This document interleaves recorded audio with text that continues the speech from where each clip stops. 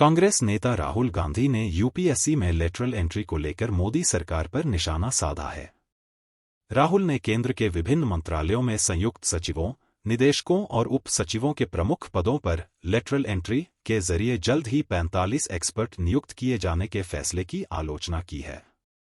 राहुल गांधी का कहना है कि पीएम नरेंद्र मोदी संघ लोक सेवा आयोग की जगह राष्ट्रीय स्वयंसेवक संघ के जरिए लोक सेवकों की भर्ती करके संविधान पर हमला कर रहे हैं। राहुल गांधी ने कहा कि खुलेआम एससी, एसटी और ओबीसी वर्ग का आरक्षण छीना जा रहा है। अब बीजेपी ने राहुल गांधी पर पलटवार किया है। बीजेपी का कहना है कि यह अवधारणा सबसे पहले कांग्रेस नीति यूपीए सरकार की तरफ से ही लाई गया था। रेल मंत्री अश्विनी वैष्णव ने कहा कि लेटरल एंट्री के मामले में कांग्रेस का पाखंड दिख रहा है। दरअसल, लेटरल एंट्री की अवधारणा को विकसित करने वाला यूपीए सरकार ही थी। दूसरा प्रशासनिक सुधार आयोग, एआरसी, साल 2005 में मनमोहन सिंह सरकार के नेतृत्व में ही बनाया गया था।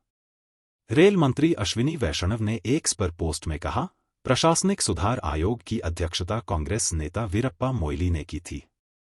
यूपीए काल के एआरसी ने विशेषज्ञता की जरूरत वाले पदों को भरने के लिए एक्सपर्ट्स की भर्ती की सिफारिश की थी। एनडीए सरकार ने इस सिफारिश को लागू करने के लिए एक पारदर्शी तरीका बनाया है।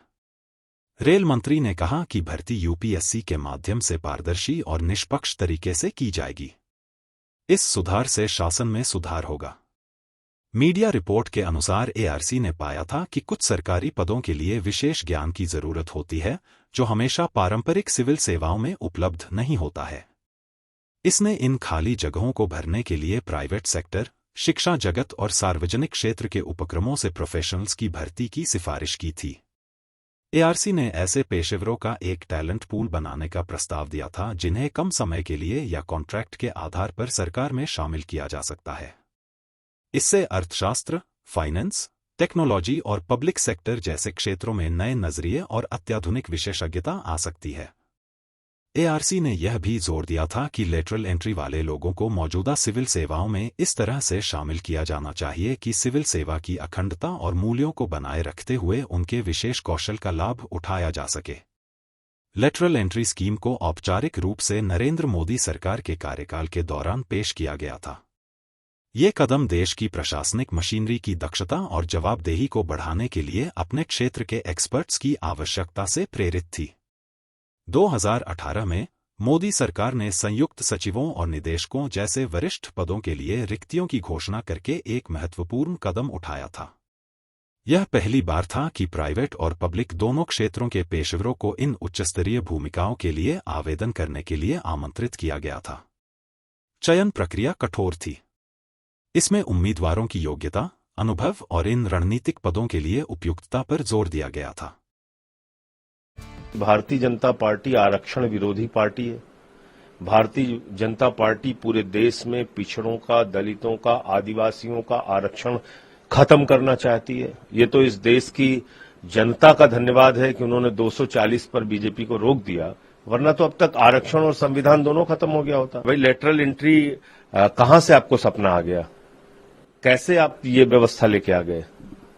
आप इस देश के अंदर जो पिछड़ों को, दलितों को, आदिवासियों को सरकारी नौकरियों में अधिकार मिला है, उसको आप एक नया फॉर्मूला लागू करके खत्म करते हैं, तो ये ठीक नहीं है। सर, बायलैटरल एंट्री पे राहुल उठाया है कि एक तरीके से आरक्षण, लोकतंत्र, संविधान को खत्म करने की कोशिश है, लेकिन अश्विनी वैभव ने ट्विटर हैंडल से जवाब दिया कि 2005 में सरकार यूपीए की थी और यूपीए की सरकार एक कमेटी बनाई थी बायलैटरल एंट्री की। नहीं, लेकिन कमेटी का फैसला एक्सेप्ट नहीं हुआ था।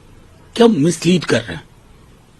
केंद्र में मंत्री हैं, क्या मनमोहन सिंह की सरकार ने लागू कर दिया था? Don't mislead the nation. कई सारी कमेटियों के रिकमेंडेशन आते हैं, फैसला लेना पड़ता है कि ये करना है या नहीं करना है।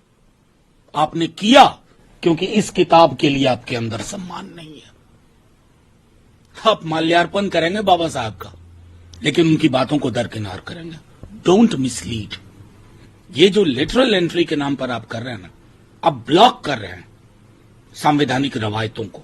एससी, एसटी, ओबीसी किसको चुनेंगे? अपने लोगों को बैकडोर से। ब्यूरोक्रेसी का नजरिया जाके पूछ लीजिए, ऑफ कैमरा हटा करके, वो कैसा सोच रहे हैं। सब समझ में आ जाएगा। पहले वैसे ट्रेन चला लें ठीक से।